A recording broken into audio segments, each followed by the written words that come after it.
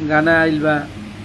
आज 3 गो गाना के 4 गो गाना के स्ट्राइक दे के बंद कर दिहल गईल है। एगो सोचल समझल साजिश बा। एकरा में बहुत लोग इन्वॉल्व भी बाड़े, भोजपुरी के भी तथाकथित सुपरस्टार। तो खैर कोनो बात नहीं है।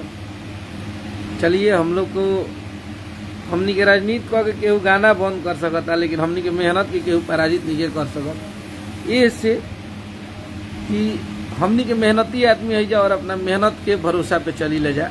अपने मेहनत के बदौलत हम लोग चलते हैं, हमें किसी के सामने। और इस बात का हमको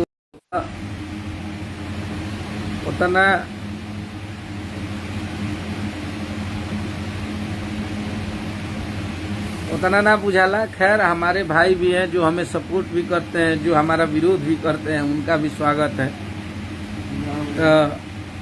सबकर गाना आइल बा, सबकर गाना बाजता, सबकर गाना के आशीर्वाद प्यार लोग देता। वही में हमनियों का गाना रोला, जौना के केहू के कम मिलेला, केहू के बेसी मिलेला, लेकिन सबकर आशीर्वाद प्यार मिलत रहला।